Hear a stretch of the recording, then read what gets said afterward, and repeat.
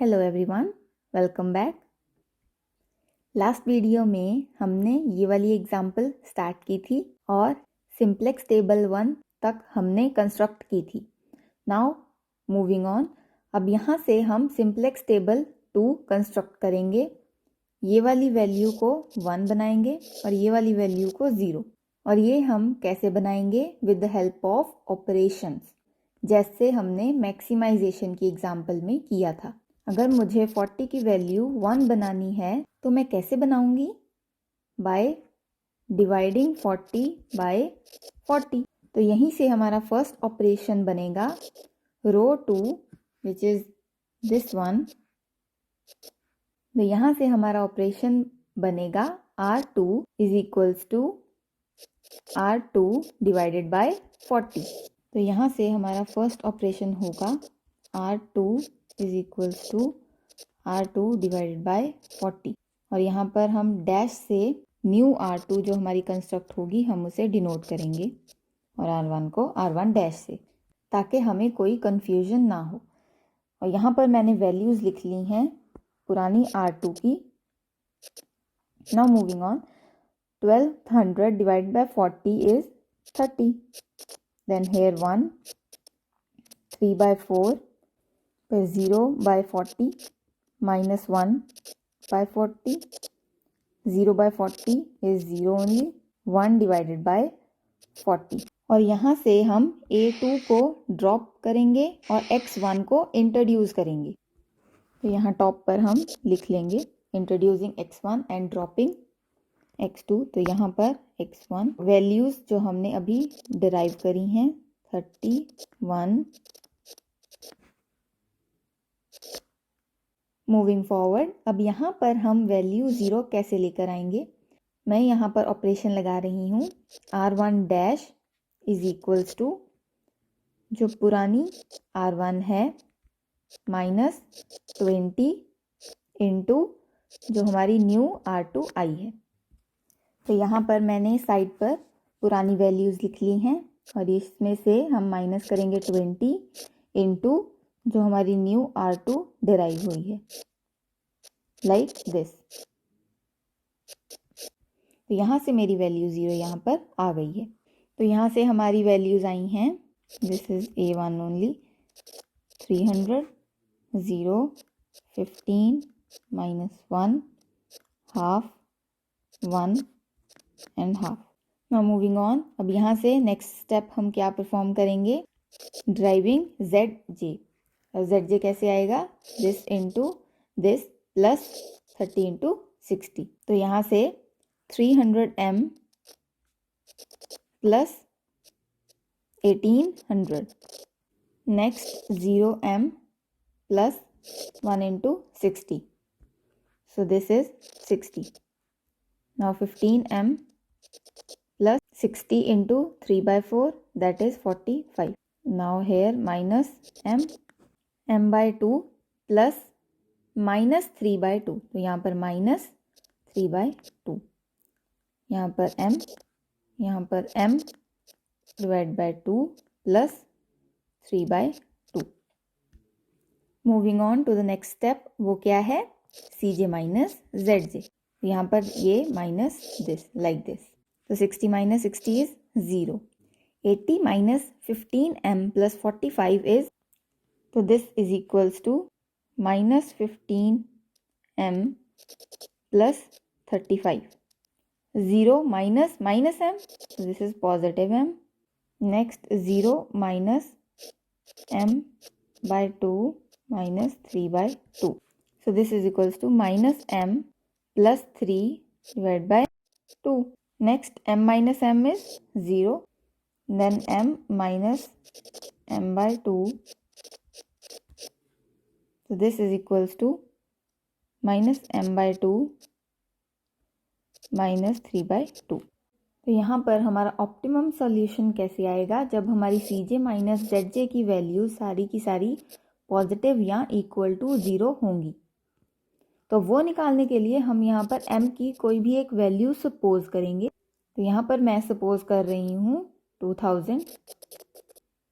तो value suppose करने से ये वैल्यू और ये वैल्यू नेगेटिव ही आएंगी क्योंकि m के साथ नेगेटिव है। तो अब यहाँ से हमें सिंप्लेक्स टेबल 3 कंस्ट्रक्ट करना होगा। उसके लिए हमें Cj माइनस Zj की वैल्यू में से जो मोस्ट नेगेटिव वैल्यू है हम उसे की कॉलम सिलेक्ट करेंगे। तो यहाँ से m के साथ 15 है जो कि द मोस्ट नेगेटिव वैल्यू है। यहाँ पर नेगेटिव 15m है, तो यहाँ पर हम नेगेटिव 15m जो हाईएस्ट नेगेटिव वैल्यू है हम उसे की कॉलम सिलेक्ट करेंगे। तो ये हमारी की कॉलम है।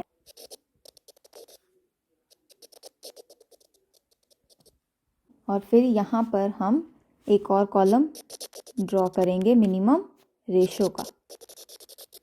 और मिनिमम रेशो कैसे आएगी? सॉल्यूशन वैल्यू को की कॉलम के साथ डिवाइड कर, which is equals to 300 divide by 15 is 20 and 30 divided by 3/4 ये हमारे पास 40। अब मिनिमम रेशो में हमारी मिनिमम वैल्यू कौन सी है? ये वाली। तो यहाँ से हमारी की रो कौन सी होगी? ये वाली। यहाँ पर अगर मिनिमम रेशो में 0 वैल्यू होती या नेगेटिव वैल्यू होती तो हम क्या करते? मिनिमम रेशो में हम 0 को एज मिनिमम वैल्यू नहीं कंसीडर करेंगे और ना ही नेगेटिव को, इसलिए इन दोनों को हम इग्नोर करेंगे और जो हमारी मिनिमम रेशो में पॉजिटिव मिनिमम वैल्यू होगी हम उसे ही चूज करेंगे। Now moving on, constructing simplex table 3। अब सिंप्लेक्स टेबल 3 में हम x2 इंट्रोड्यूस करेंगे और a1 ड्रॉप करेंगे। और सिंप्लेक्स टेबल 3 में हम यहाँ पर ये वैल्यू इंटरसेक्शन वाली वैल्यू 1 बनाएंगे और ये वैल्यू 0। तो यहाँ पर हम ऑपरेशन यूज़ करेंगे r1 double dash is equals to r1 dash divided by 15। तो यहाँ पर साइड पर मैंने पुरानी वैल्यूज़ लिख ली हैं, इनको divided by 15। So this is equals to 20। तो हम यहाँ पर लिख लेंगे 20 and this is equals to 0 only. This is equals to 1 minus 1 divided by 15, 1 divided by 15, 1 divided by 15 and 1 divided by 30. 1 by 15 and 1 by 30. Now moving on, अब यहाँ पर हम इंटरसेक्शन में हम वैल्यू 1 लेकर आएंगे और यहाँ पर वैल्यू 0 बनाएंगे।